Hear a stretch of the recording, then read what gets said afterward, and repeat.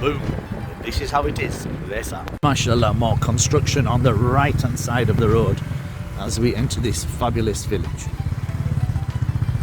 And the lovely home of Sharif Khan from Bradford too. This is their home. I'm not sure if it's occupied or unoccupied at the minute. And the locals tell me that this belongs to a family that lives in Leeds Road in Bradford. I'm not sure whose home it is. And it's absolutely fabulous that we keep a link with Pakistan. People have homes in the UK and they have homes here as well. But when you flip the coin over, one of the sad things is there's many beautiful homes in the area. However, they're empty and they're vacated and they are not used, and many parents will complain. MashaAllah, by Sajid's house, or Sajid Khan and Safiyan Khan, MashaAllah. This is their lovely home and they live in Oxford, out in the United Kingdom. So as I said parents, lots of people tend to be complaining that they've spent a lot on their homes. However, 2 years, 3 years, they just come back, spend a whole load of money on its maintenance and its upkeep, and then it's just a continuous vicious circle. And locally known as Kochak Kaka, who lives also lives in the United Kingdom, excuse me, their home. And Lala Dost Muhammad from Hanover Square, if you are watching, I believe this is your residence, Lala. I think it is, not 100% sure, but I believe so. And Waisa from up in Pudsey, that's your home, mashallah.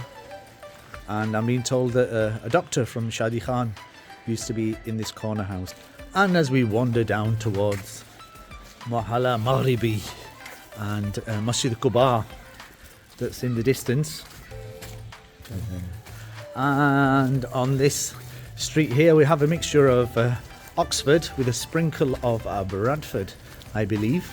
I must stop saying I believe because I'm just being told. By Tariq's old house, the Bradfordians, I believe it's now in new hands. I must stop saying I believe. And Marhum Mir Hamza Lala, this is their home. It's to live in Oldham, good friends of my father, and mashallah, a new home that is being developed. Shehzad Chakurde? Mushtaq and Niaz from Oxford. Mashallah, mashallah. Look at that, absolutely gorgeous from the outside.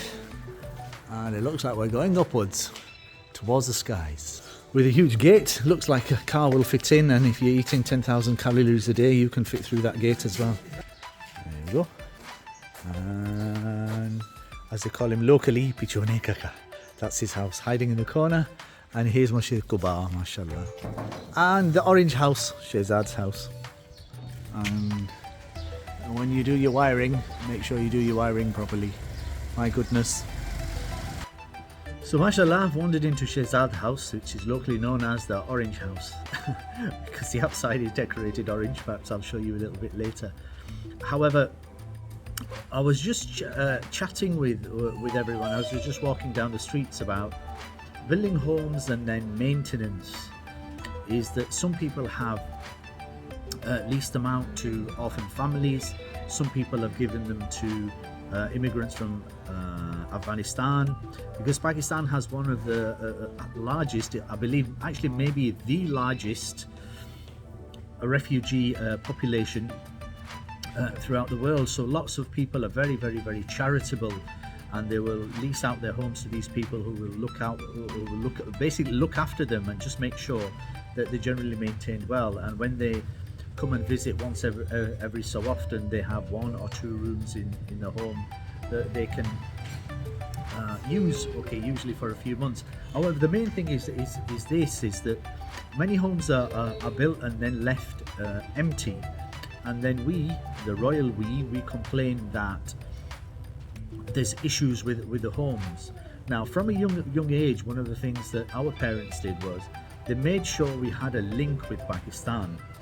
That throughout a young age, they sacrificed their own positions, they sacrificed their money, they sacrificed their health, they sacrificed their wealth and their time in order to invest in their children. Now, I'm not saying I'm like the greatest of of children, but when you look back now, when we look back now, one of the things that we have is an ability to speak multi-languages. So that gives us extra opportunities to do things throughout the world.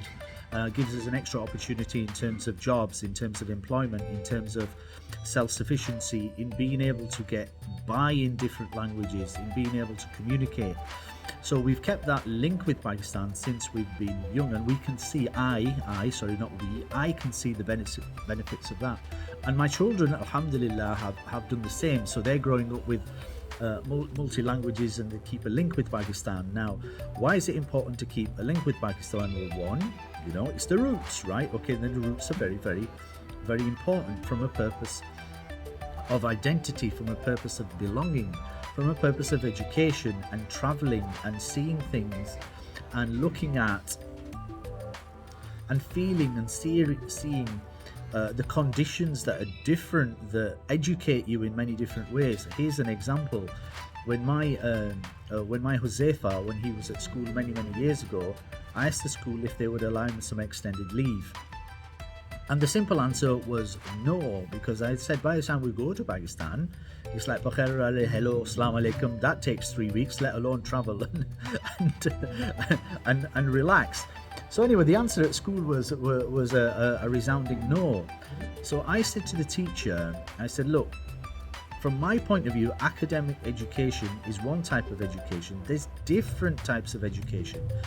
And traveling is one of them. Learning a language is another one. Is seeing people in different conditions helps you grow as a human being, gives you a different type of mentality. For me, it brings you towards the attitude of gratitude, of being grateful. Other reasons why should you keep a link with Pakistan? We're just talking about language. Okay, we're talking about learning a language. We're talking about speaking a language. We're talking about different languages. Over 32 languages are spoken in Pakistan. Is about seeing things from a different point of view.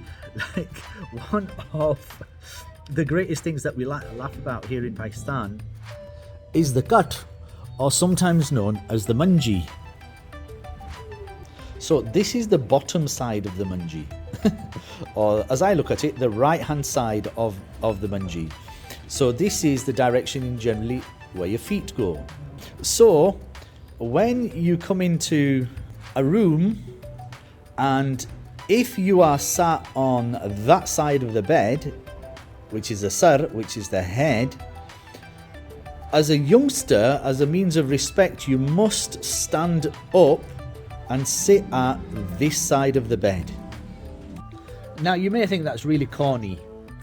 However, lots of fights and lots of battles take place, okay, because of a simple thing like this, right? And you will often see, okay, a young man take a clip round the head, okay, from an elder for not showing respect and for not sitting on the correct side of the bed. So it's not so much sitting on the side of the bed, it's just respect, okay, learning respect for the elders, and learning that who is Kakaji and who is Mamaji and who is Babaji, and how systems work. Now all that is education. So I was in Medina at one stage, and in Medina I said to the guy in Urdu, I said, may I have a cup of tea with no sugar? And he gave me one of those looks. And then he said to me, he says, Hajisa, if I tell you something, please do not be upset. He said, can I tell you? And I said, sure. And he looked towards the sky and he said, see, knowledge, it goes beyond the skies. He said, knowledge goes beyond the skies. So whenever you're in Saudi from now on, do not tell them a big story about you want this type of tea. Just say, may I have a sada cup of tea, and you will receive a cup of tea which has no sugar. And then he looked at me and said, you're not upset, are you? And I said, gee, no, I'm not upset. He says, because look, knowledge goes way above the skies. So keeping a link with Pakistan will increase your knowledge from many aspects: education, language, being, seeing, traveling, being around elders, being around youngsters, listening to the azan, going to the masjid, seeing different types of behavior, putting strength into your language, seeing different opportunities, being in different weather. So keep a link with Pakistan. I don't want this to be a really long lecture, but keep a link with Pakistan. Keep a link with Waisa. Keep a link with your villages. Keep a link in order for you to grow and in order for you to have more opportunities, more success. Politics put aside, great emotional project. The Financial Times says the project of the century has been taken to Pakistan. Connectivity is increasing. Pakistan has one of the greatest stock exchanges in the world. It was number one for a long time. Neighbouring countries, love them, loathe them, wherever you stand. Places like China and the China-Pakistan Economic Corridor. Connectivity to Gwadar, which will be one of the greatest ports in South Asia. New airports being built, new motorways are being built, new dams are being built. Projects are being built at great speed. New industry is coming to Pakistan. We have a young population that's ready and raring to work. Pakistan, Zindabad. Hello. Here we go, going through Waisa. We've just gone past the Habibi Burger Bar. This is the Saitano Market. Use of autos there on my left hand side. And it belongs to Siraj and Company, does that. Look, another house with some Bradfordian links. And it looks like Faisal's house there on the left hand side. Oh. And property that belongs to Bradfordians, guys from Hong Kong, guys from Oxford, guys from Oldham, Rochdale, Bury, Manchester, and wherever you turn a stone, there they are, is somebody from this wonderful village. Love these guys, honestly. They, as a youngster growing up in the United Kingdom and also in Pakistan as well, these guys changed my life. Honestly, I can't thank these people enough for being an influence and for being a positive influence, mashallah, right? In all the streets of Bradford and in his Oldham and Manchester and beyond, and wherever people from this wonderful village live. Thank you, thank you, thank you. And of course, Burnley and Lancashire and beyond too. And I'm in Markikhail. Okay, where lots of sparks fly apparently. Apparently a lot of sparks fly around in this particular street known as Markikhail in Waisa. So I'm just going to turn the corner and go this way. So if you're watching, Mr. Siddique Khan and family from Burnley. Oh, do you recognise this? Niaz Kakaji and family, Mr. Siddique. There you go, Mr. Siddique, you're home. MashaAllah, on a breezy evening here in Waisa, and I'm going to lower my voice so I do not scare the neighbours. So listen, being quite a calm, peaceful, centered guy, I'm going to keep my voice low. Don't want to create any sparks, especially at night time, because this is a famous street and locality of the Markikhails. Wonderful people. As we go through Markikhail late at night.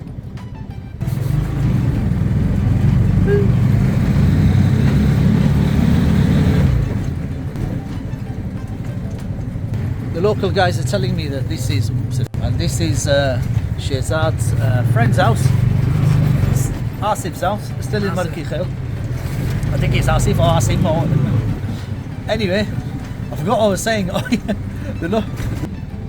The locals are telling me that these are the kings of the village. But who am I to argue here if these are the kings of the village? Apparently some of them are good at boxing and karate, and often seen to be wrestling on various issues. So if these guys say they're the kings, then they must be the kings. Final evening of our trip here in Pakistan, and I'm just going through my favourite village.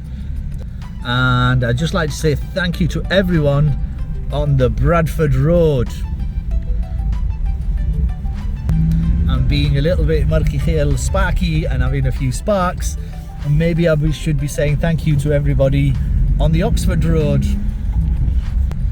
But thank you to everyone, love and respect from my heart. And if you like what you've seen on the videos of my very mellow, easygoing trip and exploring this, if you like my exploring of Waisa and the little bits that I have done whilst I've been here, please do share it with all my Waisa Helvies all over the world and your family and your friends. And a massive thank you from the bottom of my heart, and keep watching. Have a wonderful, blessed morning, afternoon, evening, night, wherever you are in the world. Thank you so much.